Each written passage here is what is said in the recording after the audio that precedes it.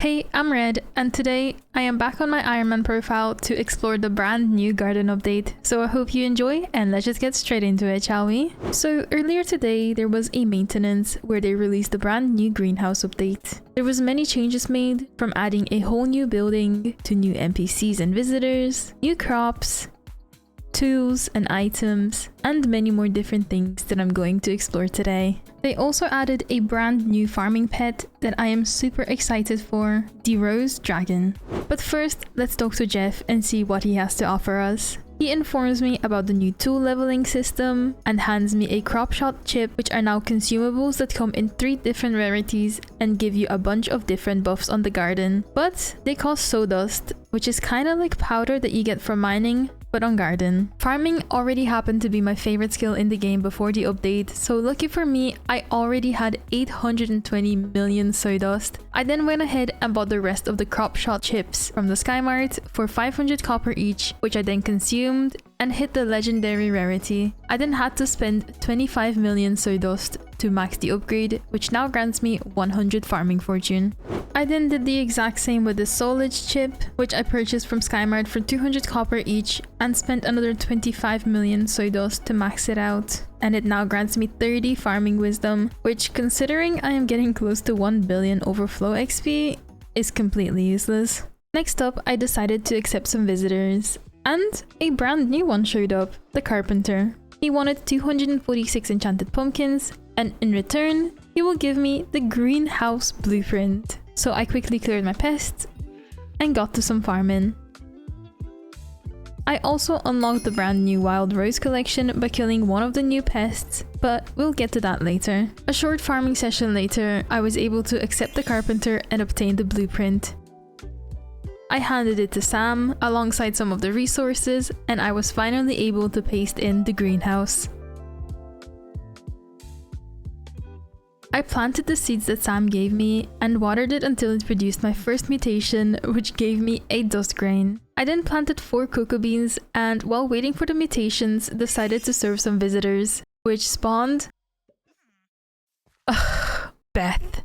To give you a bit of a backstory, if you didn't know, when I first started my Ironman nearly 3 years ago, I said that I would never decline a visitor on this profile, which till this very day is still true, except for Beth, who, when Garden first released, had a slight bug during the Jake plushie quest, where for the final task of the quest, she would visit you, give you coordinates, and then just vanish without giving you the opportunity to accept her offer. And because of that, she is the only rejected visitor on my garden. Even though I technically didn't even reject her, she rejected me. All beef aside, I accepted her quest, which once again told me to investigate the lab. After about 10 minutes of Jake and Beth yapping back and forth, I was given access to the crop analyzer, a tool that will help me with mutations. I didn't even realize at first, but while killing a pest, I dropped my first ever Overclocker 3000, which adds a level to my farming tools. I haven't really talked about it yet, but there's a new leveling system for the tools, and as you can see, most of my tools are already at level 40, which means that if I want to increase their level to 50, I'm gonna need 10 overclockers per tool, and they can be dropped in various ways, but still, it's gonna take quite a while to fully max my tools again. With this new update, they also added a bunch of new visitors, and there is one specific one that I want to go for today, called Ludlith, who is a new mythic visitor and requires 100 unique visitors accepted. So first things first, let's go ahead and talk to some NPCs.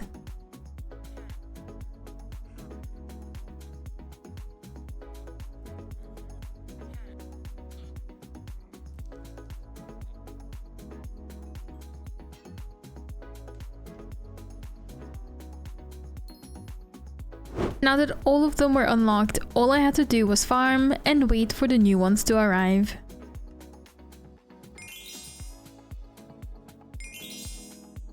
I also noticed that my visitors started to require the new flower crops, so it was time to paste in the Wild Rose preset.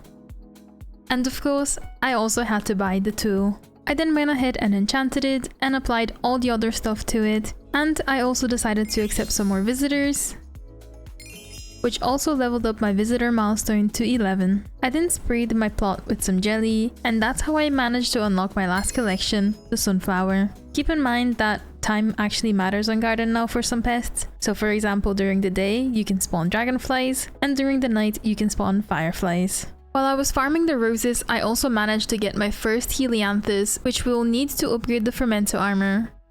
My wild rose hoe also hit level 15, which means it needed upgrading, but for the upgrade I needed Jacob tickets, and well, Jacob has been disabled for the past 2 days, so no upgrades for me. Instead, I decided to accept a couple of new visitors and finally paste in the sunflower preset.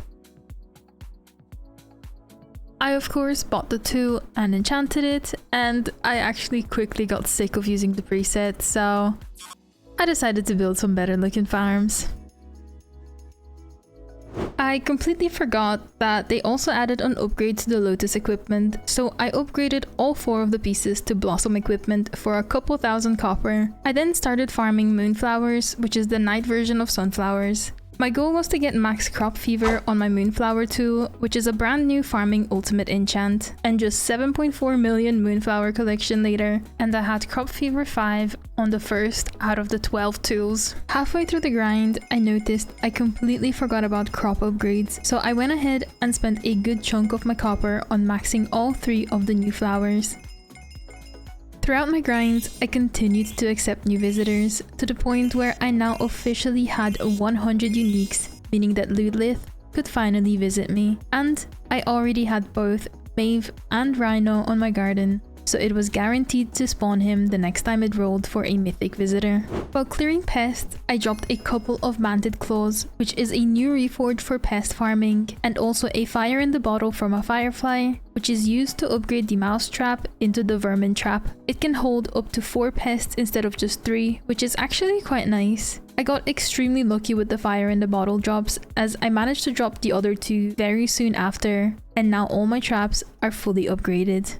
Up to this point, Jacob has been disabled, but today when I logged on, I noticed that he was finally fixed, which means that I can go ahead and claim all of my contests. This allowed me to upgrade my new tools to tier 2 and tier 3, and I also decided to replace my rancher boots with fermento boots for a higher chance for the Helianthus drops. So I of course replaced the flawless paradox with perfect ones, and got to some more farming. Soon after, my tool reached level 40, so I had to use my first overclocker to unlock the next level. I then farmed enough moonflowers for 16 crop fever books, which I went ahead and applied to the rose hoe, and since I now had access to the Jacob tickets, I also upgraded it to tier 2 and tier 3.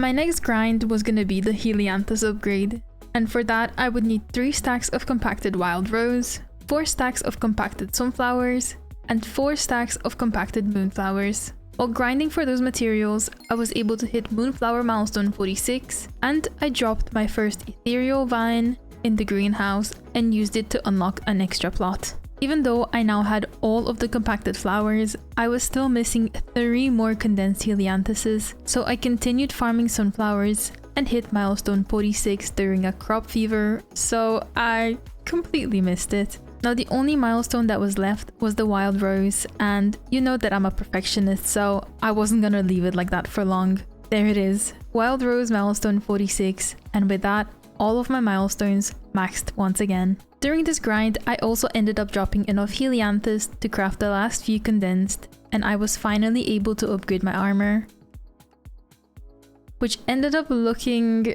a little weird. I was not a fan of the helmet at all, so in an attempt to fix it, I bought the leaf helmet skin, which just made me look like a sunflower. Oh well, I guess I'm stuck with it now. Now that all of that is out of the way, there is only one more unfinished business left for this video. Oh, Ludlith! Oh my god! Yes, earlier today I finally got Ludlith, and after accepting his offer, he appeared in the hub, where I was able to buy the Rose Dragon pet. Wait, what? Yeah, I was just kidding. The Rose Dragon is currently way too expensive for us, as it requires 5 legendary mutations, and right now I currently only have a few common ones. So yeah, it's gonna be a couple more months before we can get this pet, sadly. It's not all bad though. With Lootless Quest finally done, I was able to accept the Rhino, which gave me a Dedication 4 book that I was able to apply to my Eclipse hoe. And just a few hours later, he visited me again, which gave me a Dedi 4 book for the Wild Rose hoe too. And with that, all of my tools had Dedication 4 again.